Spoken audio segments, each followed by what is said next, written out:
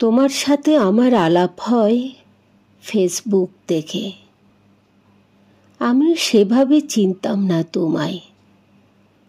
কয়েকটা ছবি দেখেছি, দু একবার প্রোফাইল ঘুরে এসেছি তার আগে। তারপর যখন প্রেমে পড়লাম, তখন আমাদের 2 মাস চলছে বন্ধুত্বের।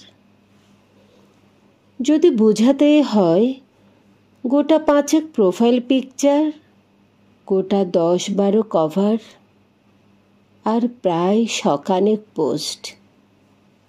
এই ছিল আমাদের সম্পর্কের টাইমলাইন।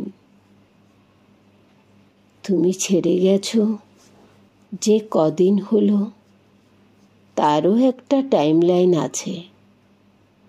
গোটা 3 প্রোফাইল পিকচার, গোটা 6 কভার, ধরে নাও গোটা 50 পোস্ট।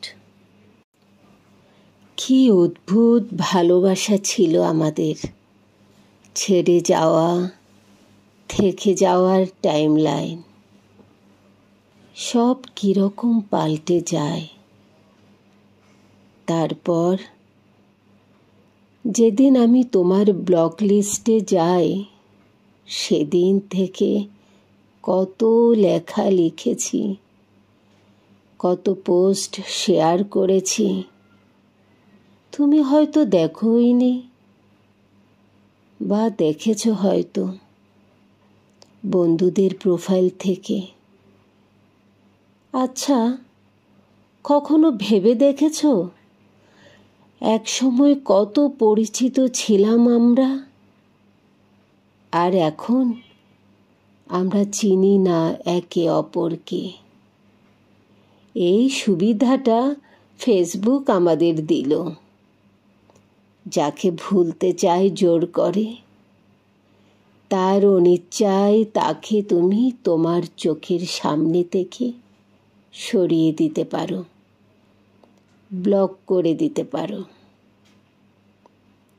তারপর আরও কত পোস্ট করতে থাকি আমরা। টাইমের সাথে সাথে টাইমলাইন পাল্টে যায়।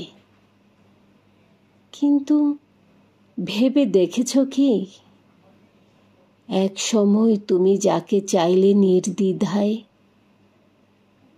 তাকে এমন পর্যায়ে ঠেলে দিলে আর কোনোদিন কথা হবে না। একটা বয়স পার করার পর যখন মনে পড়বে, পারবে খুঁজতে, পারবে আনব্লক করতে। যখন লগ ইন বা লগ আউট করার ক্ষমতা, সামর্থ্য আর থাকবে না। একটা বয়স মনে করার পর মনে থাকবে আনব্লক করার কথা। শুধু এইটুকু বলার ছিল তোমায়, ফেসবুক থাকবে তো চিরকাল। সময়ের সাথে সাথে আরও যুবক হবে আমরা, কিন্তু এই জগতেই আরও পুরনো হতে থাকব। তুমি চাইলেও ব্লক লিস্ট থেকে আর ফ্রেন্ড লিস্টে যেতে পারবো না। জীবন এরকমই। ছেড়ে যাও যদি তুমি চাও, থেকে যাও যদি তুমি চাও, ভুলে যাও যদি তুমি চাও। মনে যদি থাকে, মনে থাকবে। জোর করে মুছে দিলে ফিরিয়ে আনা যায় না। একদিন সবাই পাসওয়ার্ড ভুলে যায়, তা জীবনের হোক বা ফেসবুকের। তখন কিন্তু চাইলেও আর ফিরিয়ে আনা যায় না। সম্পর্ক না থাক, সংযোগ যেন থেকে যায়, ওটা রাখতে হয়।